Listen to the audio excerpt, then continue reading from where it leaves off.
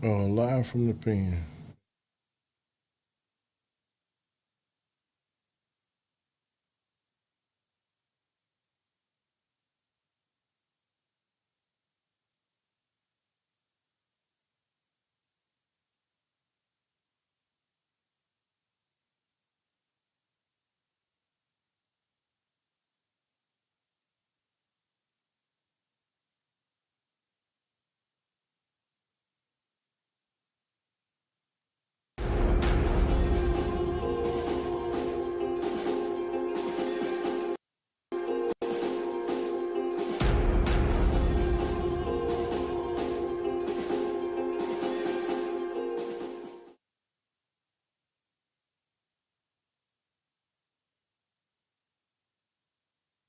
All right, five, four, three, two, one.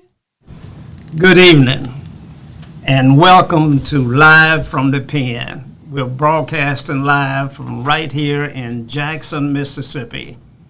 Mississippi, the heart of the deep south. Mississippi, ground zero. Now, many of you are watching us from all over the world. We're broadcasting live in over 139 countries. If you're watching us on Facebook, we want you to share this program and subscribe. If you're watching us on YouTube, subscribe to our program as well. This is We Believe Digital Network. We are an African American owned and operating broadcast studio right here in Jackson, Mississippi. Now, tonight, this is our inaugural edition of Live from the Pen. A young man that I had an opportunity to meet a couple of months ago, and his story is worth repeating and sharing all across the world. So the host of this show is Smoke D. Smoke, Hey, how have you hey. been? All right, I've been doing great. Thank you for bringing me in, Good, Mr. good, Socrates. good. Yeah, we set out to bring some unity. This show is about incarcerated people that we have prison reform projects that's going on, but the main gist of it is to bring informative answers to people that have individuals that's in the system, whether they're going in, they're already in, or they're coming out. We have resources available. We want to do all that we can do to help those on the inside and give them an opportunity to to make it, if they come home or if they're in there, give them some assistance, or before they go, have some interventive programs to keep them out of trouble. So that's the basis of the show. I'd like to welcome y'all. This is the first time I've been on the microphone. I'm a little shy there. Mr. Socrates got me there, but I got my good brother with me, and we're gonna give y'all a good show. So, Maurice, Hey, gentleman hey. to my right, Maurice Clifton is a guest on this show, Live from the Pen. Maurice, introduce yourself to the world. What's up, world? I'm just a young Southern boy born and raised in the Mississippi Delta, a little town called Mound Bayou, one of the first African American towns founded by former slaves in the Mississippi Delta. I always like to say this for shocking all, my mother's 20th child, my mom and dad's 20th child Wow. in the Mississippi Delta. The last Clifton boy, born through that lineage, had three sisters under me. I was one of those kids, man, that was a straight A student in high school and college. Ended up choosing the wrong path, went to federal prison, spent 23 years, over 33 years sentence in federal prison. Got out in 2020. 7 months later, got a calling, went to Mississippi Department of Correction as a chaplain and reentry coordinator because of what I did inside. As an inmate or as a convict in the federal pen, I worked there 3 years, applied for a promotion, couldn't get it because they said I didn't have a degree. So I'm at Mississippi College right now, my senior year studying social work. I also advocate for people who are incarcerated and formerly incarcerated. Well, we're going to talk about that lengthy time you served in the federal prison. Yes, But sir. Smoke, Sir. how is life in the pen? How is it different from life for those of us that have not had that experience? Is it as bad as we Oh, hear? that's a good question, Mr. Socrates. Yes, it is. I would say yes, it is, because once you enter into a system as such, your mind goes through a psychological process and it changes you.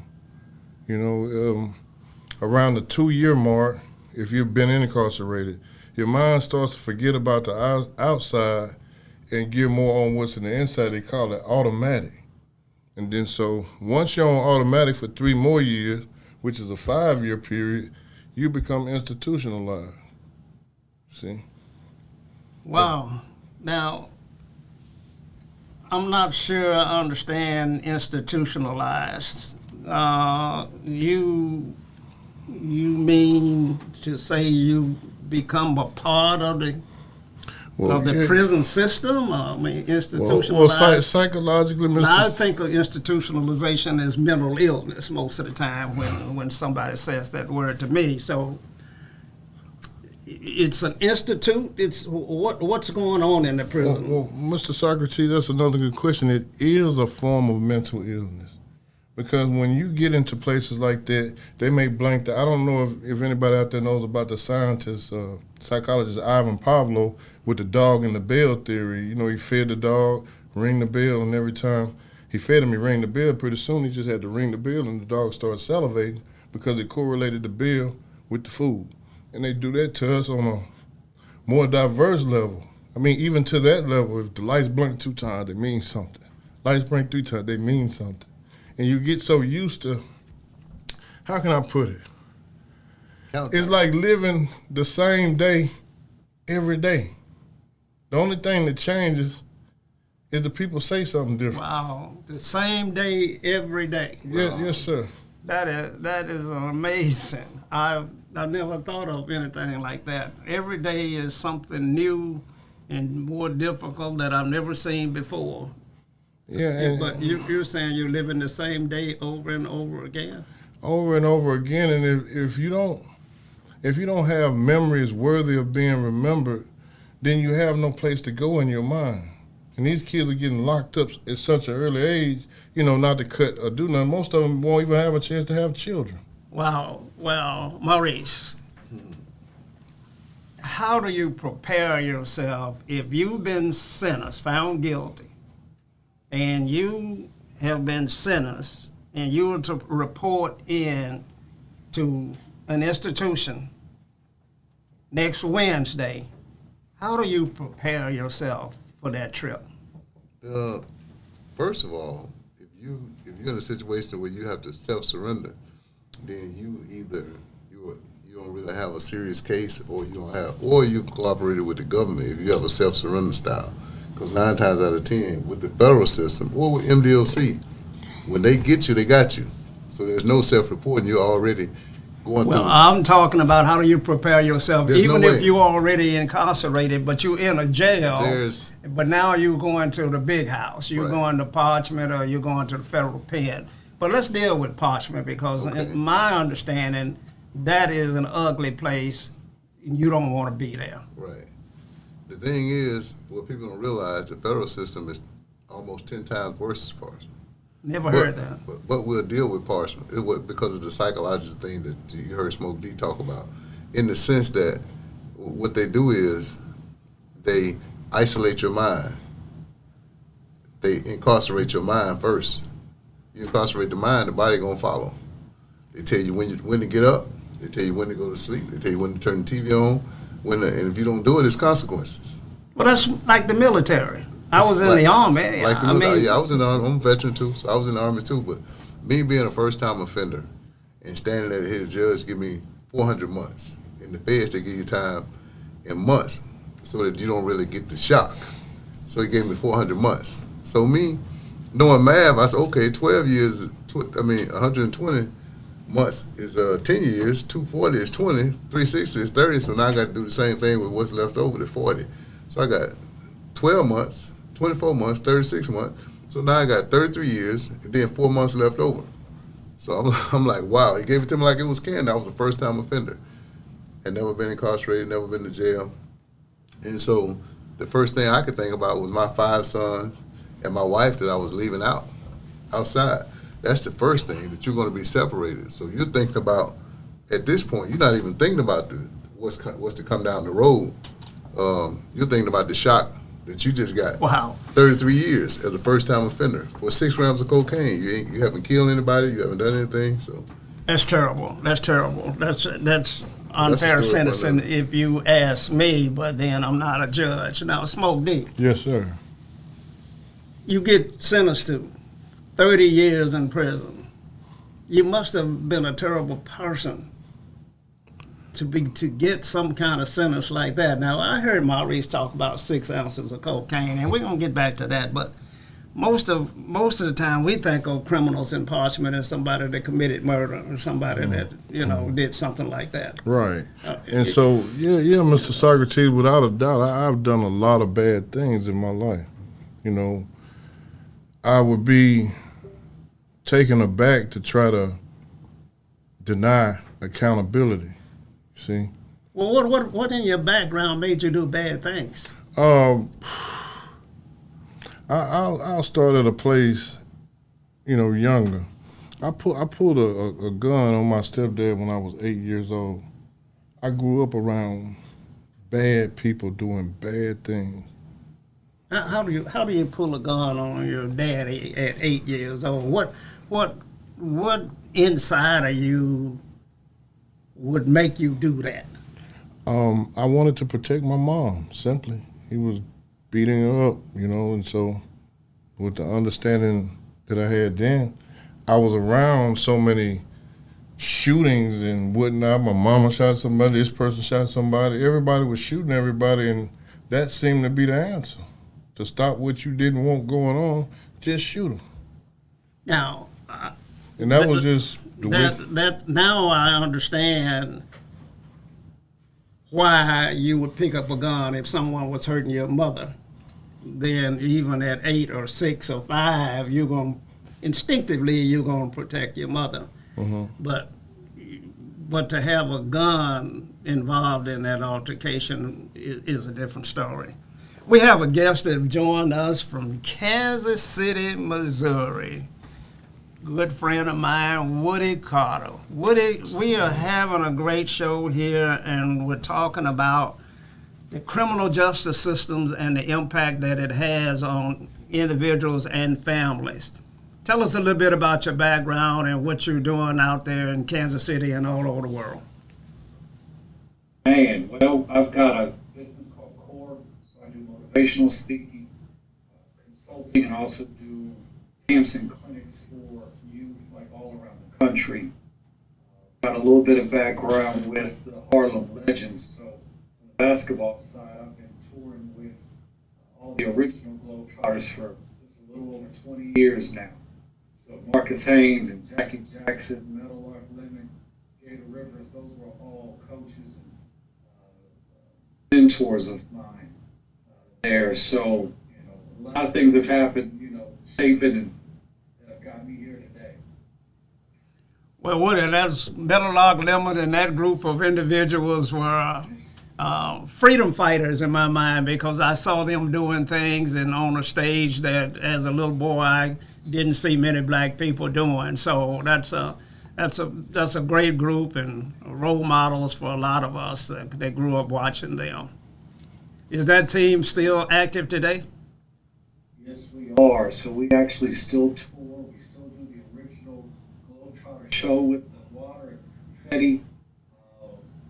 We get to bring it to some of the markets that, don't necessarily get to, are considered big markets. So we bring them, right there close to home. Well, good. Now, we're having a conversation today about the criminal justice system. Smoke D, the host of this show, has said that he had done some terrible things and landed himself in prison. And we were trying to get to the root cause of how you go down the wrong path in the first place.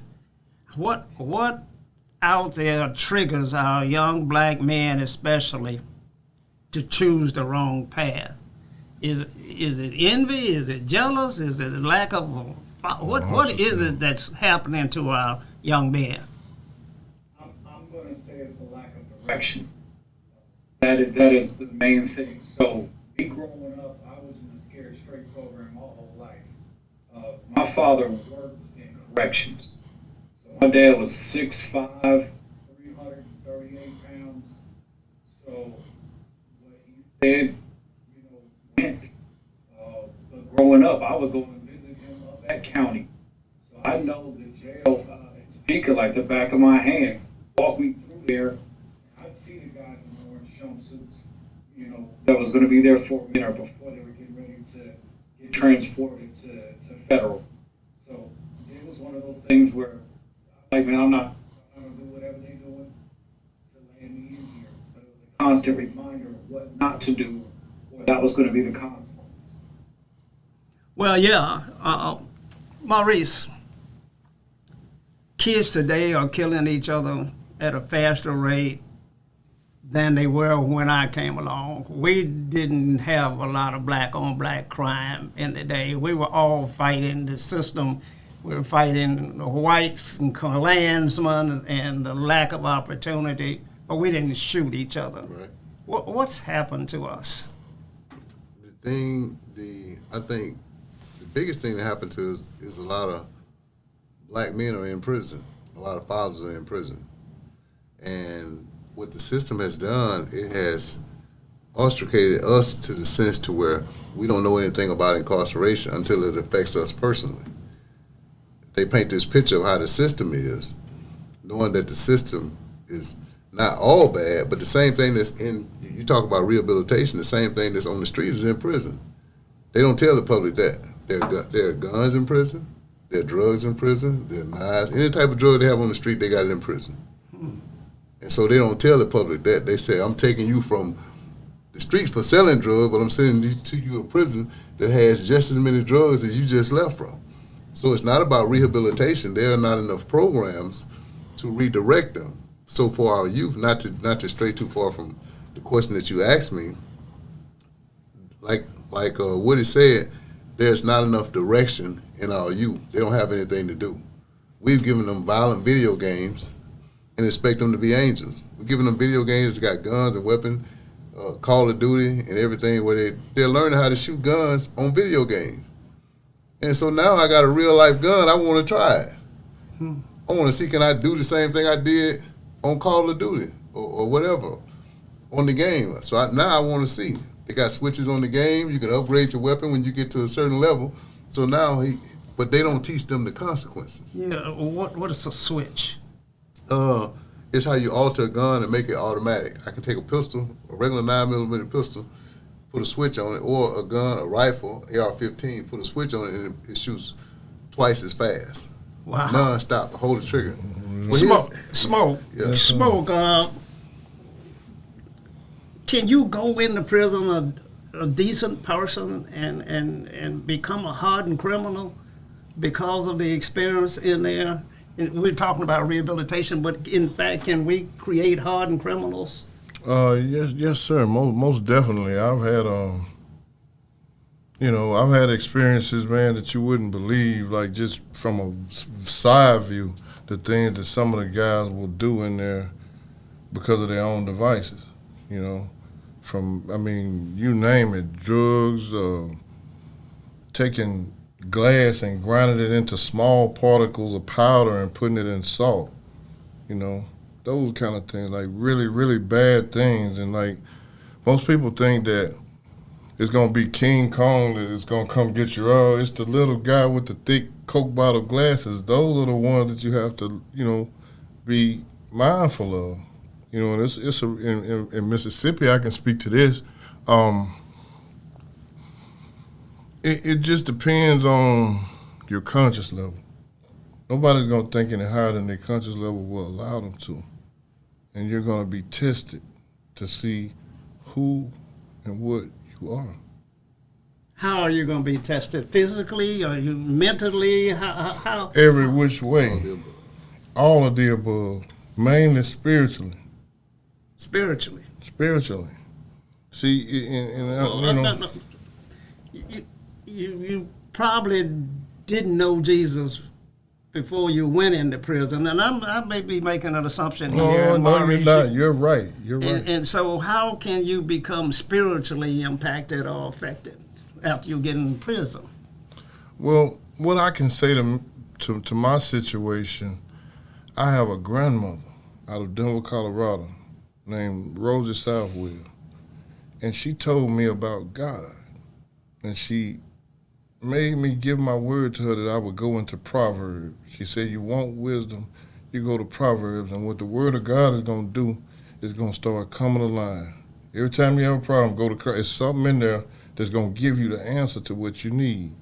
And once that happened, it began a chain effect. I got thirsty for not just Bible knowledge, but worldly knowledge and things that are real, because I needed to add words to the things that I had. You know, I didn't have the definition to it. I know this feeling, but I don't know what to call it, right? And so that, in turn, had caused me to evolve into somebody that could really see what I was looking at. Wow. Woody, spirituality plays an important part in our community. Black folk probably go to church more than any other ethnic group. I'm not sure that spirituality hasn't created a passiveness in us where we don't really discipline our children, we don't really take a stand on those things that are important that will keep our folk from ending up in that environment. Can you speak to that? Oh, discipline, that's biblical. The Bible says spare the rod, spoil the child. So you're supposed to discipline your child. It also says, train up a child in the ways you go, and when he's old, he's not going to depart from it. So if that direction is not there, if that spirituality is not ingrained early, it's not going to be there. And in my household, growing up, I was in church every day. You hear the comedians talking about, it was Monday, it was Bible study, it was choir practice, and it was usher meetings, and it was, regular church. Like, that was real. That's, my parents, my grandmother, they kept me in church. That was a foundation that I had to build off of. That was something I had to hold on to. Just like Smoke said, if you was needing answers from the day, all of that's in the Word. There's nothing new under the sun. So we was able to fall back on those teachings, the things that we got from our grandmother, listening to the things that, pastor said or someone at church said, all those things hold true. But they help shape, who you are and who you're going to be in the future. I'm a firm believer in that. Well, we're going to deal with that. We're getting ready to go to a commercial break. Engineer, we want to go to a break, and after this commercial, we'll be right back and continue our conversation. Stay tuned. Have you had your Earthblend coffee today? At Earthblend Coffee, we take pride in offering you the very best of beans across the world, blended and roasted to perfection, giving you superior quality and satisfying and flavorful taste. Experience the world in one cup with Earthblend Coffee. To order, visit earthblendcoffee.co now. We're back. You're watching Live from the Pen on We Believe Digital Network. We're broadcasting live all over the world. On Facebook, we want you to subscribe and send us stars. On YouTube, subscribe to the program. We are African American owned and operated broadcast network. We need your support. We'll get right back in our show. Maurice, you were beginning to say about an incident with a young man that committed a crime up in Canton, Mississippi. Tell us about that. Right. There was a young guy. I was at the juvenile. We have more juveniles per capita than any other state locked up for crimes of 30 or more years. Well, anyway, this Jew, he was 16 when he committed this crime, and I was asking him. I was saying, youngster, the state just gave you 25 years mandatory. How are you going to balance that time out so that you can become productive? He hasn't had a girlfriend. He hadn't had kids. He was 16, and he's a champ. That's chump change. When I get out, I'll be 41. I'm going to still be a young man. He said that was chump change. Oh, wow. And it blew my mind. I tried to tell him, I said, now, it's chump change because you're over here. When you turn 18, they're going to take you out to the big house on the other side at CMCL.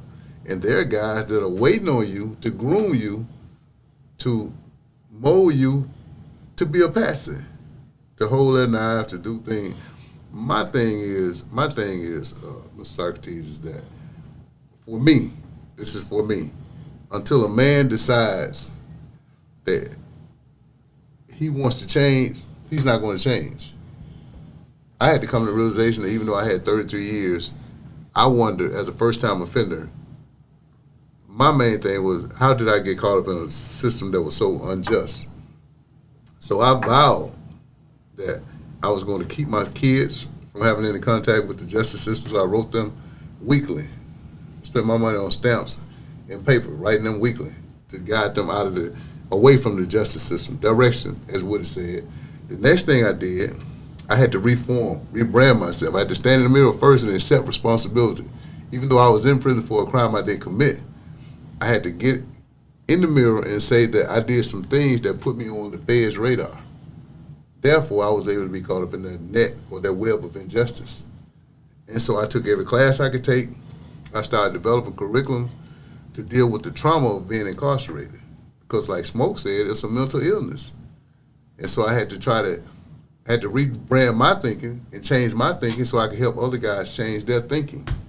Because if your mind can't leave outside of that penitentiary, then you're institutionalized. And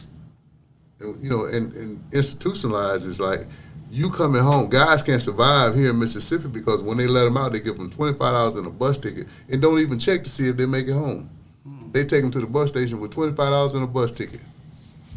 They don't even check to see if he made it home. They just tell him he got 72 hours to report to his PO. 80% of them don't make it to their PO. Why? Because nobody has to be, he's institutionalized. He don't have anybody to tell him to get on the bus, go home, and go to your PO. So if he doesn't go to his PO, what happens then? He gets violated. The same PO that he's supposed to report to violates him and send him back in for the time that he has on paper. Wow, that's crazy. Now, Smoke. Yes, sir. Smoke, I'm learning that I don't want to get caught up in that system, that's for sure. I already knew I didn't, but Smoke, how hard is it on the family, on the loved ones that are now embarrassed and they're hurting, and you hurt a lot of people besides yourself when you got sentenced? Well, Mr. Socrates, I guess it depends on like how you think about it. For me, I was incarcerated long before I was incarcerated. You see, I had no one to teach me. The world was my father, so everything that I did, I learned through trial and error on my own from since I can remember. So you don't know. You didn't have a support system there. No one was. No, did somebody attend your sentencing hearing when you went? My mom, she bought us stuff. She didn't teach us anything. We had the top of the line, Carlos Rossi. But here, the mentality here, not being able to have that guide, and you're by yourself, and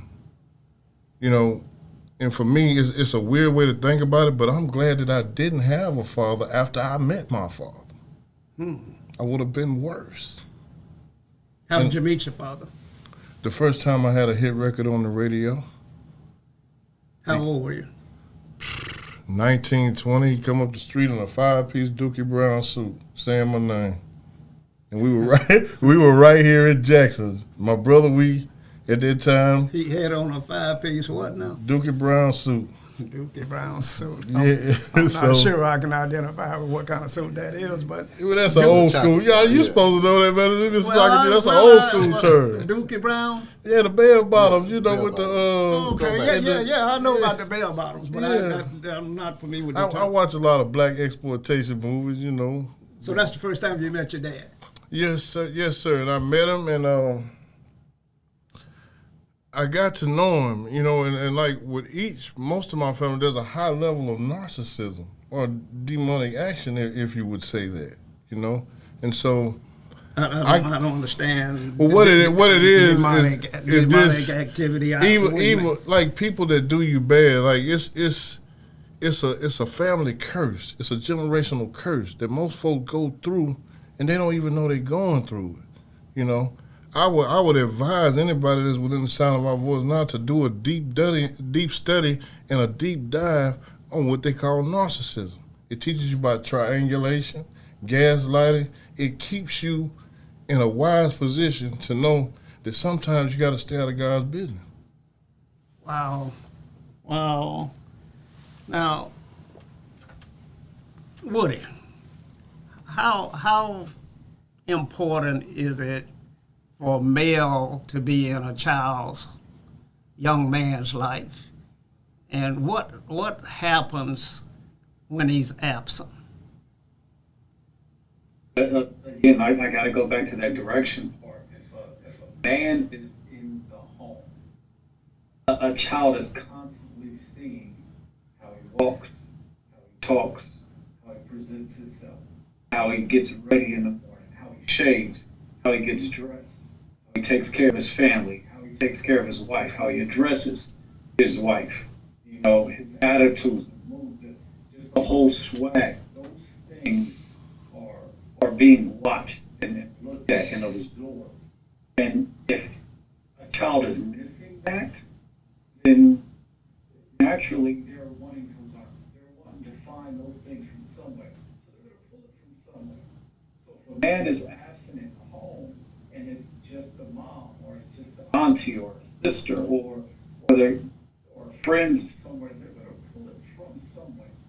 So the important thing is if they do have that outlet, if there is an uncle, if there is somebody that is that father figure, you know, that really sharpens that young man. It develops their mind, shows them how to be a man really in every aspect.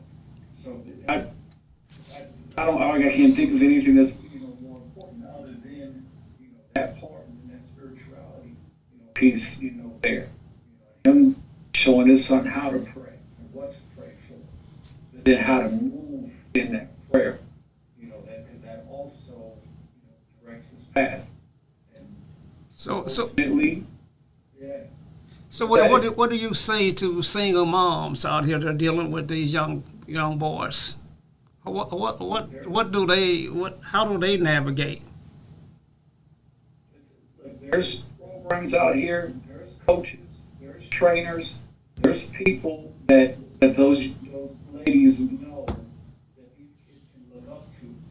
Get them in front of them. Let them see, you know, those young men, you know, work. Let them be around them. You know, let them absorb some of that knowledge and what they go through. Because mothers are phenomenal and amazing. We know that. But they can't teach a young boy how to be a man. You know, they can get some really great nurturing and loving things from them. But, you know, to be a man and to stand on your own too, that comes from a man. Wow. We see a lot of cultural things that are going on in our communities, and one of those things is sagging, Smoke D. Mm-hmm. Where did that come from, and why is it so popular, you know? That's a really great question, Mr. Socrates. As far as, you know, I don't pride myself on knowing anything, but what I've discovered through my study is that it came from slavery. And like, they would have a buck breaking process, if anybody's familiar with that, where the slave owner would have intercourse with his male slaves. And once he had intercourse with his male slaves, he made them pull their pants down to show other slave owners that he had been buck broken. I never heard that.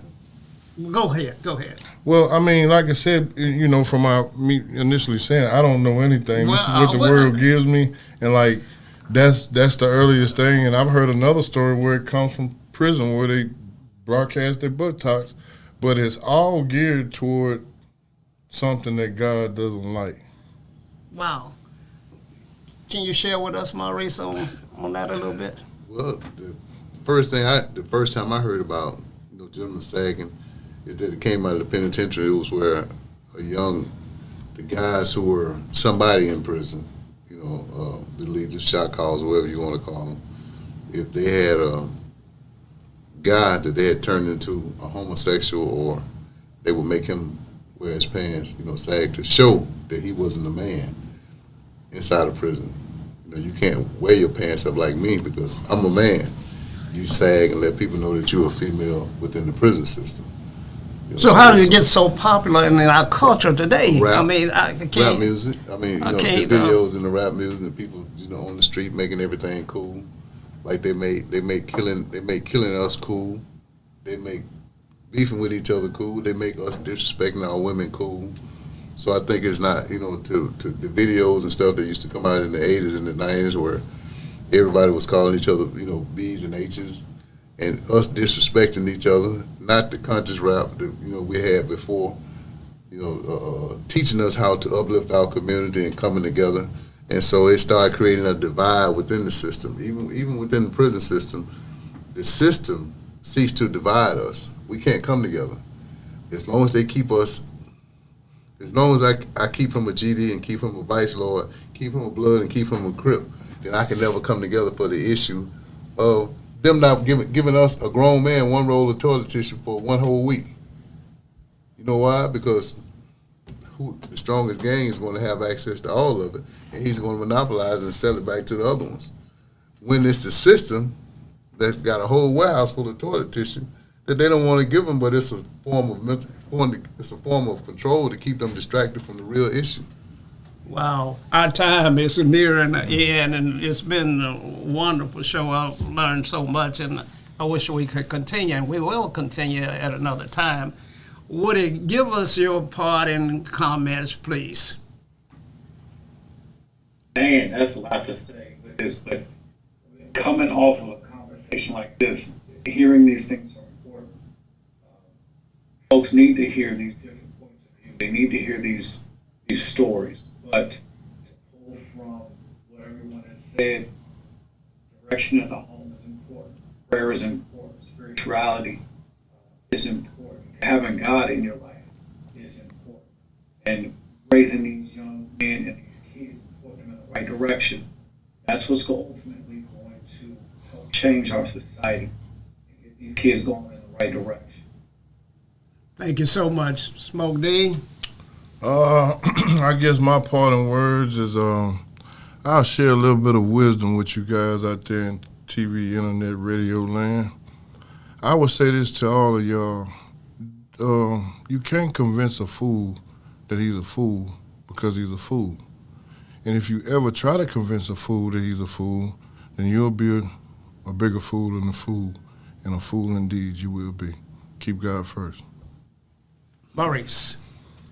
I think my parting words would be that we as a black community, an African American community, have to start loving one another again and stop walking by people who are in need. I'm not saying give away everything. I'm saying you can give away. The thing I learned about being incarcerated, that God gave me 84,600 seconds a day. I had to take 10% of that and give it to God. I had to take the majority of that and invest in myself, rebranding myself. But I also had to take a portion of that to help somebody else. Until we begin to help other people, then we can't receive the help that we need, because it's a healing. When we start to help each other, it becomes a healing. When we start loving each other, it becomes a healing. And until we begin to heal internally, then we can't help anybody externally. Wow. You heard it right here on We Believe Digital Broadcast Network. I hope you've enjoyed the show this evening. I hope you've learned something. It's critically important that we carry these messages into our community and share with young men and women in hopes that we might make a difference in their life and keep them from going down the wrong path. These gentlemen will be back very frequently. I don't know how often Smoke D plans on coming, but I hope he comes at least every once a week to share and bring this kind of information to our audience all over the world. I hope you have a great evening out there. Stay safe and good night.